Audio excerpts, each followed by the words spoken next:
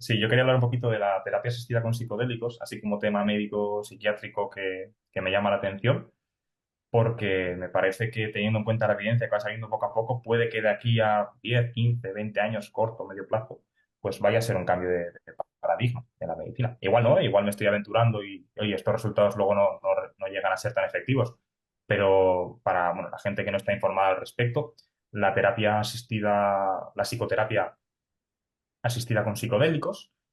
Consiste en tratar patologías que hasta el momento se trataban con fármacos psiquiátricos clásicos, pues como antidepresivos, antipsicóticos, etcétera, con sustancias psicodélicas, como son hasta el momento los que más estudiados están, el MDMA o éxtasis, eso, pues, lo que se consume en contextos recreativos como M, la psilocibina, que es la sustancia activa de los hongos alucinógenos, de los hongos mágicos, el LSD, lo que se conoce en la calle como tripis, y, y la ketamina.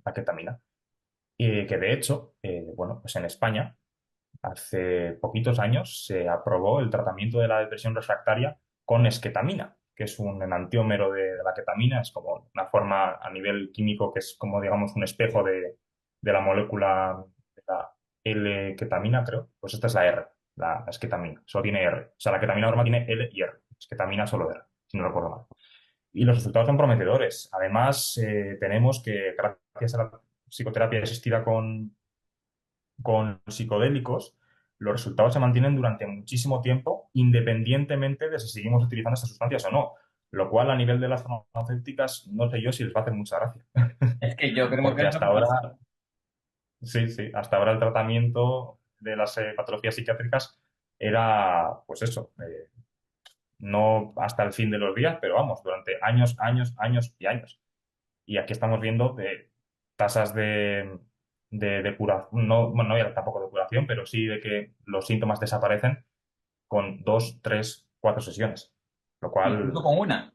Incluso con una. o incluso con una, sí, sí. Mira, soy ejemplo viviente de todo eso que dices. Yo he tenido depresiones que se han terminado en seco tomando LSD. He tenido procesos obsesivos de meses que se han terminado en seco tomando LSD.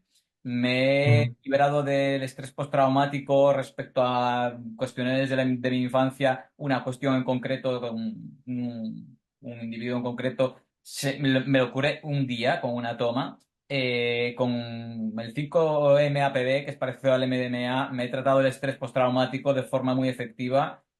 O sea, todo eso que dices, yo doy fe de ello y lo he comprobado infinidad de veces. Y familiares y amigos míos también, que lo han visto. ujú. O sea, yo con esto mencionar también así como pequeño disclaimer, no quiero, como se suele decir, ¿no? Contribuir a que todo el mundo ahora se ponga a consumir esta clase de sustancias sin ninguna formación previa, porque yo creo que es muy importante que si quieres consumir, sea cual sea la sustancia, que recordemos que drogas tenemos alrededor muchísimas, no solo las ilegales. Esto que me acabo de tomar no deja de ser un estimulante, es una droga, el café. El alcohol que se consume tan diariamente, está tan integrado en nuestra cultura, es una droga terrible, terriblemente tóxica y la gente la tiene tremendamente normalizada. Y estas sustancias tienen sus riesgos. Eso hay que decirlo de antemano. No a nivel Y bueno, físico. El LSD es totalmente sí, inocuo. el LSD y la psilocibina a nivel físico son inocuos. Puede haber riesgo, pues eso, de malos viajes si no se hace con un set y setting adecuados, ¿no? Como se suele decir. Por eso también es muy importante cuando se utilicen a nivel clínico el papel del psicoterapeuta, que esté especializado en estos temas, para crear un set y un setting adecuado en el paciente, o sea, un estado mental, una predisposición del paciente y un entorno seguro para el mismo, para que la experiencia pueda ser provechosa para poder pues, ayudarle con ese problema de salud mental. Ok, entonces, ¿crees que a los psicólogos y a los psiquiatras se les debería formar respecto a estas sustancias y quizás, pues, investigar, bueno, investigar sí está investigando, ¿no? Pero empezar a introducir Sí. realmente como en la aplicación práctica de forma normal el uso de estas sustancias que reduciría mucho el uso de estas otras sustancias que nos venden como antidepresivos y ansiolíticos y así, ¿no? Lo que pasa pasa eso que dices tú, que igual a nivel económico no interesa a las farmacéuticas. Sí, vamos, visto lo visto y teniendo en cuenta la evidencia, yo creo que es una terapia. que en el futuro va a tener pues, una representación importante, un papel importante y que, por tanto, a los profesionales se les debería de formar. El tema es que, claro, aquí estamos hablando de sustancias que a nivel legal están controladas y prohibidas en la mayoría de los países de Occidente, bueno, y Oriente también.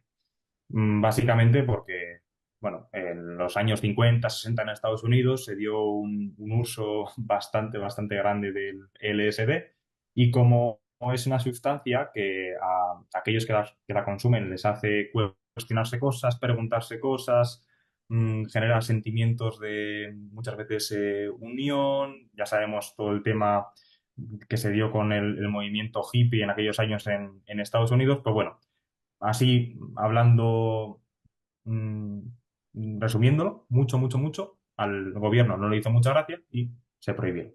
A partir de ahí, la investigación con estas sustancias, que en su momento se dio en los años 50, 60, salieron papers interesantes, pues se paró en seco, se frenó en seco. Y a partir de los años 90, en Alemania, si no recuerdo mal, sí que hubo un grupo de investigadores que vio que podían tener pues una aplicación en terapia y a partir de ahí, hasta el día de hoy, se ha dado lo que llamamos el renacimiento psicodélico, que estas sustancias han vuelto a los ensayos clínicos y se ve que tienen utilidades y que hay que juzgarlas como sustancias, como medicamentos, no como una droga prohibida, peligrosa, porque toda sustancia, por mucho que sea legal, puede ser peligrosa también. O sea, aquí es que a mí de verdad que me choca muchísimo que la gente no se escandalice teniendo en cuenta que puedes ir al supermercado de la esquina y comprarte una botella de whisky o dos botellas, bebértelas y morir. Y luego, no, es que, psicoterapia con LSD, con tritis, qué miedo. Pues hombre, todas las sustancias hay que juzgarlas por lo que son sustancias, ya está. Entonces, ¿va a haber ciertos riesgos que son inherentes a las mismas? Por supuesto. ¿Cómo podemos hacer para disminuir estos riesgos? Informando a la población. Claro, es que Pero además vamos, que dicen que miedo, pero que miedo, pues infórmate, ¿no? Pero es que a mí me hace la gente efectivamente. dice qué miedo y me quedo así. Pues qué miedo, pues lee, hostia, y luego me dices, tengo Sí, miedo a esto en concreto por esto y por esto y por esto, porque miedo eso pues, es. es normal tener miedo, ¿no? Y es bueno tener Sí, miedo, sí, sí, sí. pero un miedo fundado. Pero es que hablas con la gente, no tienen ni idea, te dicen, uy, qué mal, que tomes no sé qué cosa. Y te lo están diciendo con una cerveza en la mano, con un cigarrillo en la otra, y te están diciendo que eres muy desfasado porque tomas LSD. Y dices, oye, que yo tomo esto una vez cada 3 o 4 meses, tú te veo así con esto todos los días, ¿sabes? O todos los findes. Esto que tienes en la mano es infinitamente más tóxico que el LSD, porque el LSD de hecho es inocuo. Esto que tienes en la otra mano, pues otro tanto de lo mismo. Te acabas de zampar unos medicamentos que te ha dado el médico sin mucho miramiento y te duele un poco no sé qué y ya tiras enseguida del paracetamol que es hepatotóxico y no tienes ningún problema con eso.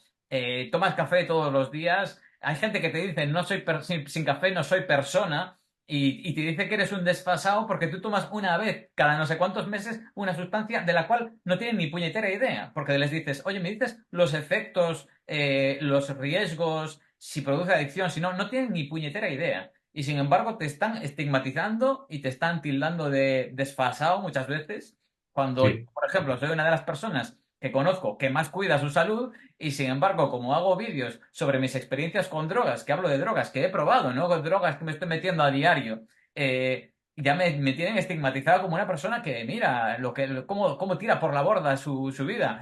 Y me ha jodido la vida la ansiedad y cómo me han tratado algunas personas, pero no las sustancias que consumo en ese sentido. Me hace más daño la medicación que me dan. Yo tengo efectos secundarios de medicaciones que me han dado, no de la medicación que podríamos tildar, o sea, podríamos llamar medicación al LSD, ¿no? El LSD a mí no me ha causado ningún problema. En el 99 tomaba con mucha frecuencia y tuve más ansiedad y así algunos problemas y tal, pero dejé de tomarlo y se me pasó, porque no tiene un efecto dañino a nivel físico. Si hubiera tomado determinados medicamentos de forma abusiva, ahora tendría efectos secundarios derivados de aquel abuso.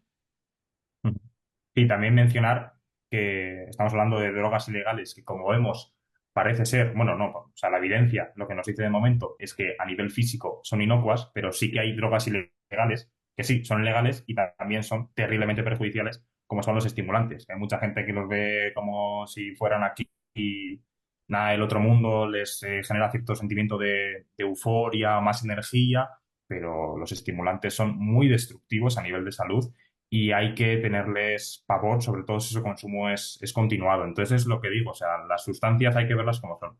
Que una sustancia sea legal o ilegal no determina su riesgo. Su riesgo lo determinan las características de la misma. De hecho es legal el MDMA y la psilocibina en Australia desde hace 2 o 3 años. Sí, en Australia, efectivamente, para Sí. depresiones refractarias a tratamiento farmacológico se puede prescribir Y para MDMA y psilocibina.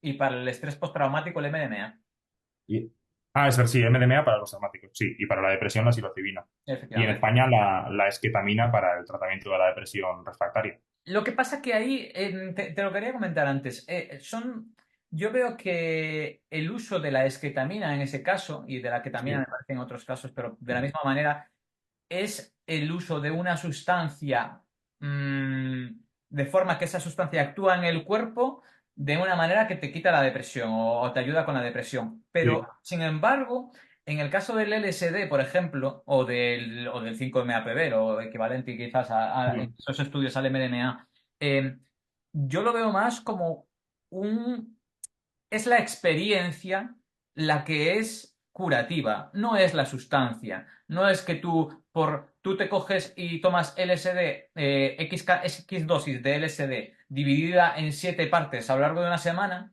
y no te hace efecto porque la has partido tanto y además crea tolerancia de forma inmediata que no vas a notar efectos. Eso Hablamos de la macrodosis, ¿verdad? Claro, no es X dosis de LSD tomada a lo largo de una semana, es que tomada toda junta te produce unos efectos que esos efectos a nivel de experiencia es lo que es curativo, no es la sustancia en sí lo que es curativo. Sin embargo, en el caso de la esketamina, por cómo la utilizan, yo lo que me parece observar es que es la sustancia tiene efectos antidepresivos, no es la experiencia. Por ejemplo, a mí la experiencia con ketamina, una experiencia disociativa fuerte, me parece que tiene efectos antidepresivos y de introspección y de comprensión de muchas de nuestras emociones muy interesante. Y me parece muy interesante la experiencia de disociación muy fuerte, me parece muy terapéutica. Sin embargo, el cómo se usa la esketamina no es a lo que me refiero yo, por ejemplo, con el con las experiencias de LSD, o lo que decías tú, ¿no? De una terapia en la que tú vas allí, tomas esta sustancia, estás bajo los efectos y entonces hacemos terapia. Yo vi cómo se la administraron a una paciente cuando estuve rotando por psiquiatría y si no recuerdo mal va por vía intranasal. Utilizan un aerosol de manera que va por vía intranasal y lo que hicieron fue pues administrárselo a la paciente y luego después sí es cierto que fue la psiquiatra a hablar con ella para tratar de integrar la experiencia. O sea, es que tampoco sé exactamente qué dosis utilizan, si eso podría llevar a un paciente en un estado disociativo o es una dosis menor. Ah, ah. Ahí la verdad es que no lo tengo claro, no lo tengo Pues yo claro, tengo dudas con eso, siempre pero pregunto y no me acaba de quedar claro ya. cómo usan la esketamina y la ketamina con eso. Habría que ver, yo creo, la ficha técnica de la esketamina, cuál es la dosis recomendada y eso, pues ver si con esa dosis se puede inducir una experiencia disociativa, ¿no? Como Por para ejemplo, aprovecharse de esa experiencia. con el LSD consideran que la experiencia realmente curativa es una experiencia fuerte, tiene que ser una dosis bastante fuerte, porque se produce Sí, esto de que la parte del cerebro, entre muchas otras cosas, ¿no? Pero la parte del cerebro que nos hace sentir individuos es como la que red neural por defecto. se desactiva, ¿no? Y entonces Sí. ya no hay límite aquí, somos parte de un Ujú. todo y el cómo nos vemos desde fuera no es lo mismo viéndonos nosotros mismos desde fuera que viendo algo que ve desde fuera que somos nosotros ese algo.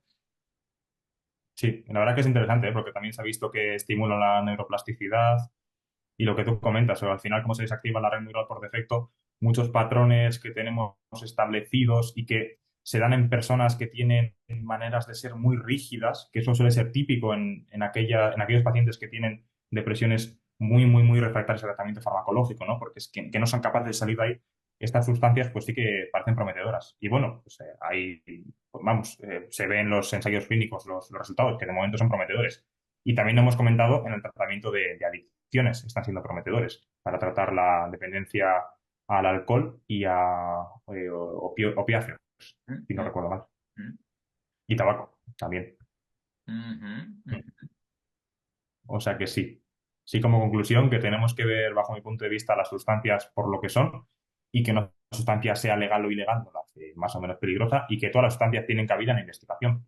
Y todas las terapias, lo único pues, que tenemos que ver es que si bajo unos estándares científicos demuestran efectividad o lo contrario. Y listo. Lo que pasa es Además, de que hay todas demasiados formas, estigmas. Hay demasiados estigmas. hay sustancias que no son ilegales, como el 1-PLSD, que es El análogo. exactamente igual que el LSD, el efecto es exactamente igual, el 5-MAPB tampoco es ilegal y, sin embargo, a nivel terapéutico creo que es perfectamente equiparable con el MDMA. De hecho, yo creo que mejor porque es menos estimulante.